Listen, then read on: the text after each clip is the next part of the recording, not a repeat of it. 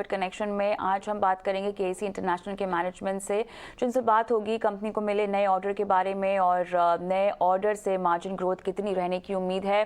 साथ ही बात करेंगे FY24 के लिए आय और मार्जिन ग्रोथ गाइडेंस किस तरह से दिखाई दे रहा है। तमाम मुद्दों पर बात करेंगे। केसी इंटरनेशनल के MD CEO विमल केजरीवाल हमारे साथ जुड़ गए हैं। विमल, आफ्टरनून, स्वागत है आपका कॉर्पोरेट कनेक्शन में। और सबसे पहले तो साफ तौर से जानना चाहेंगे कि जो ऑर्डर जीता है उसका ब्रेकअप अक्रॉस सेगमेंट्स कैसे आप डिसाइड कर रहे हैं, और ये जो ऑर्डर है वो किस तरह से आपके रेवेन्यूज में कब तक रिफ्लेक्ट करता हुआ दिखाई देगा? क्या टाइमलाइन है, क्या योजना है? जी, हमने करीब 1028 करोड़ के ऑर्डर अनाउंस किए हैं। उसमें करीब 70% जो है वो हमारे इंटरनेशनल TND मार्केट से है, मतलब थाईलैंड से है, सऊदी से है, ब्राजील से है। और बाकी में थोड़ा सा केबल का ऑर्डर है, बट मेनली हमारा लॉजिस्टिक्स का है, सिविल में। मतलब पहली बार हमारे को सिविल सेक्टर में लॉजिस्टिक्स में बड़ा ऑर्डर मिला है, करीब 250 करोड़ के आसपास का ऑर्डर। तो ये ब्रेकअप है मोटा मोटी 700 करोड़ करीब ट्रांसमिशन में, 250 करोड़ लॉजिस्टिक्स में, बाकी केबल्स में। रेवेन्यू का जहां तक सवाल है, ये सारे Q1 से इसमें रेवेन्यूज आने शुरू हो जाएंगे। विमल, ये बताएं कि मार्जिन प्रोफाइल को क्वांटिफाई करने की एक्सपेक्टेशंस क्या होंगी नए ऑर्डर के तहत? नए ऑर्डर्स में टिपिकली हमारी मार्जिन जो है वो 8 से 10% के आसपास रहती है, और इन ऑर्डर्स में भी वैसे ही है। जिस तरह से हम कच्चे तेल की कीमतों में नरमी देख रहे हैं, इससे किस तरह का इम्पैक्ट पड़ रहा है, खासतौर से मिडिल ईस्ट ऑर्डर विन को देखते हुए? देखिए, अभी तो बहुत जल्दी है, क्योंकि मिडिल ईस्ट में हमारे पास अभी तो टेंडर पाइपलाइन बहुत लंबी है। तो इमीडिएटली कोई इम्पैक्ट होता है ऐसे दिख नहीं रहा है। हमारे पास वहां पे ऑर्डर्स भी काफी हैं और टेंडर पाइपलाइन भी काफी है, वो सऊदी में भी है और अबू धाबी UAE में भी है। तो हमने अभी तक तो कुछ इम्पैक्ट देखा नहीं है। आगे चल के देखते हैं कि क्या होता है। बट मेरे हिसाब से तो क्या है कि जो इनका कैपेक्स प्लान्स बने हुए हैं काफी लॉन्ग टर्म बने हुए हैं। सो इमीडिएटली कोई ऐसा इम्पैक्ट होगा ऐसा नहीं लग रहा है। ये बताएं हमें, ब्राजीलियन ऑपरेशंस को लेकर आपका आउटलुक क्या रहेगा? देखिए, ब्राजील में जो था कि हमारे काफी लॉसेस हुए थे पिछले 6-7 क्वार्टरों में। और जैसे कि हमने कहा था कि लास्ट Q3 में वो सारे लॉसेस कंटेन होके सारे प्रोजेक्ट खत्म हो गए हैं। अब Q4 से हमारे वहां पे सिर्फ मैन्युफैक्चरिंग के ऑर्डर्स हैं, और वो ठीक चल रहे हैं, काफी अच्छी खासी ऑर्डर बुक है और ठीक चल रहा है। हमने ये कहा था कि इस क्वार्टर से वहां पे ऑपरेटिंग प्रॉफिट शुरू हो जाएगा, और वो उसमें ठीक चल रहा है हमारा। FY24 में रेवेन्यू और मार्जिन गाइडेंस क्या आप हमें दे पाएंगे? देखिए, अभी हमने Q24 का गाइडेंस वैसे इशू नहीं किया, लेकिन जो हमारा करीब 30,000 करोड़ के ऊपर की ऑर्डर बुक है और L1 है, मेरे हिसाब से करीब करीब 15% तो रेवेन्यू ग्रोथ डेफिनेटली होगा ही होगा नेक्स्ट ईयर में। मार्जिन अभी अभी देख रहे हैं कैसे करना है, बट उम्मीद ये है कि करीब 7-8% की मार्जिन होनी चाहिए नेक्स्ट ईयर में। ये बताएं, जिस तरह से हम अंतर्राष्ट्रीय बाजार में गतिविधियां धीमी होती हुई दिखाई दे रहे हैं, क्या कोई मेजर रेड फ्लैग जो आपने पहले से कंसिडर कर रखा है in terms of risk management, क्योंकि वो हर कंपनी का एक नियम होता है, उस लिहाज से आपने क्या कुछ अपने टेबल पर रेडी रखा हुआ है in terms of crisis, in terms of slow down, in terms of challenges जो आपको आते हुए दिखाई दे रहे हैं, जो शायद आपने एनालाइज कर लिए हों? देखिए, 3-4 चीजें हैं। एक तो होता है कि भाई जियो पोलिटिकल रिस्क वगैरह है, तो हमने उसके हिसाब से कई जगह पे डिसाइड किया कि यहाँ पे हम कोट करेंगे या यहाँ पे कोट नहीं करेंगे, यहाँ पे प्रोजेक्ट को स्लो करेंगे, यहाँ पे प्रोजेक्ट को फास्ट ट्रैक करेंगे। तो वो एक चीज है ऑन द पॉलिटिकल साइड। एक है कि फाइनेंशियल साइड में, कि भाई कहाँ पे पैसा आ सकता है, कहाँ पे पैसा नहीं आ सकता। जैसे अफ्रीका में कई प्रोजेक्ट्स ऐसे आए जहाँ पे लोकल फाइनेंसिंग था।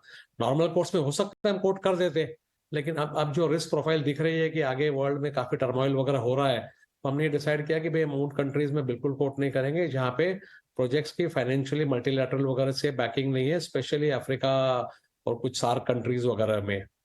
तीसरा है कि सप्लाई चेन वोलेटिलिटी है, तो उसमें कुछ स्टॉक्स वगैरह बढ़ा रहे हैं, अपने आप को हेज कर रहे हैं। जिस कॉस्ट में हमने बिड किया, अगर वो कॉस्ट मिल जाती है बिडिंग के टाइम पे, तुरंत उसको हेज कर लेते हैं। तो कई कई चीजें की है। ये अपने भारत में इंटरेस्ट रेट बढ़ रहा है, बाहर भी बढ़ रहा है, लेकिन अभी भी 2-3% का फर्क है। तो थोड़ा सा बोरोइंग को प्ले कर रहे हैं कि भाई कहाँ पे डॉलर में करे, कहाँ यूरो में करे, कहाँ INR में करे। वो कई तो 4-5 चीजें ऐसी की है हमने ग्लोबल अनसर्टेनिटी को देखते हुए।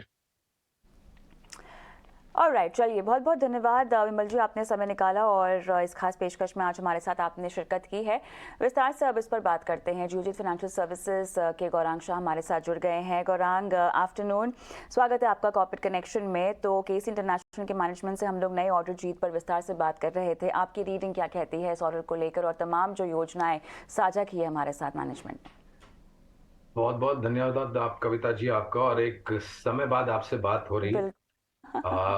As a disclosure, KC international पर काफी लंबे समय से खरीदारी की राय है। एक Majhauli capital goods engineering company है। और जैसे अभी मैनेजमेंट भी बात कर रहे थे, नए नए वर्टिकल से इनको ऑर्डर मिले हैं। और अच्छी बात यह है कविता, इनके बैलेंस शीट की और कामकाज की, कि इनके पास एक नहीं लेकिन 4 या 5 अलग अलग कारोबार है जहां से निरंतर इनको ऑर्डर मिलता है। और वो ऑर्डर को एग्जीक्यूट करने के बाद चौतरफा योगदान बैलेंस शीट पर आता है। और हमें ये भी लग रहा है कि जिस तरीके से अब कैपिटल गुड्स इंजीनियरिंग सेक्टर में बड़ा परिवर्तन हो रहा है, केपेक्स को लेकर के, एक्सपेंशन को लेकर के, तो ये जो ऑर्डर आने की जो एक रन रेट है वो तो कायम रहेगी, लेकिन जो ऑर्डर साइज है वो बड़ी होती जाएगी आने वाले भविष्य में, जिससे आमदनी पर भी असर पड़ेगा, नतीजों पर भी असर पड़ेगा। तो फिलहाल लंबी अवधि के लिए केसी इंटरनेशनल पर खरीदारी की राय है। और लक्ष्य के रूप में अगर आप हमें पूछे तो करीबन जो अभी तक नतीजे आए हैं उसको ध्यान में रखते हुए, और जो मैनेजमेंट की टिप्पणियां तीसरे तिमाही के कारोबार की थी और अभी जो टिप्पणियां हो रही है, ये सभी को समीकरण करता हूं तो मेरे ख्याल से 520-540 का लक्ष्य लंबी अवधि के लिए बनता है। हम्म। अच्छा, क्योंकि हम अंतर्राष्ट्रीय बाजार की भी यहाँ पर बात कर रहे हैं, खासतौर से इस कंपनी की योजनाएं आपने सुनी और किस तरह से रिस्क मैनेजमेंट इन्होंने जो है अब तक सुनिश्चित किया है कि ज़्यादा प्रभाव ना पड़े। ऐसी कौन कौन सी चीज़ें हैं जो ग्लोबल हेडविंड्स के लिहाज से आप चाहेंगे कि कंपनी तैयार रहे, और शायद उन्होंने ये फैक्टर इन भी कर रखा है आपकी एनालिसिस विश्लेषण के मुताबिक? तो कविता, अभी जैसे मैं सुन रहा था मैनेजमेंट को, और दिक्कत की बात यह है, ना तो मैनेजमेंट ना तो हम और आप भविष्य में होने वाली घटना को लेकर के पहले से कुछ अनुमान लगा सकते हैं। जब भी ऐसी कुछ घटना घटती है तब जाकर के हमें फिर से रिवर्क करना पड़ता है। हमारा जो भी एक टेबल जो बनाया था हमने, जिस तरीके से तकलीफ हो रही है, जियोपॉलिटिकल सिचुएशन खास करके कोई अनवांटेड टेरर अटैक या फिर युद्ध को लेकर के कोई प्रकार की ऐसी समस्या खड़ी होती है, या फिर उस देश में जहां पर ये कामकाज करते हैं वहां की सरकार को लेकर के कुछ गड़बड़ी हो जाती है, किसी तरह का धीमापन या फिर कोई और परिस्थिति हो, नेचुरल कैलामिटीज भी कुछ चीजें होती हैं जो अनुमान लगाना बहुत मुश्किल हो जाता है। तो आई होप, और मात्र केसी इंटरनेशनल नहीं कविता, लेकिन हर एक कंपनी जो विदेशों में काम करती हैं अलग अलग जगहों पर, वो कंपनी और मैनेजमेंट एक चीज बहुत ही अच्छे तरीके से ध्यान रखते हैं कि अगर कुछ हो जाता है, नेचुरल कैलामिटी या फिर सम जियोपॉलिटिकल रिस्क, तो उसकी असर उसका जो असर है उसको किस तरीके से कंसोलिडेट किया जाए और न्यूनतम असर कारोबार पर आए, उसका एक मेरे ख्याल से आकलन लेकर के चलते हैं। I hope that they are all prepared, but एक आगे जाकर के टिप्पणी करना इन सब चीजों पे बहुत मुश्किल हो जाता है कविता। चलिए, तो यहाँ पर बहुत बहुत धन्यवाद, आपने तमाम राय अपनी साझा की दर्शकों के साथ, उनका मार्गदर्शन भी किया है।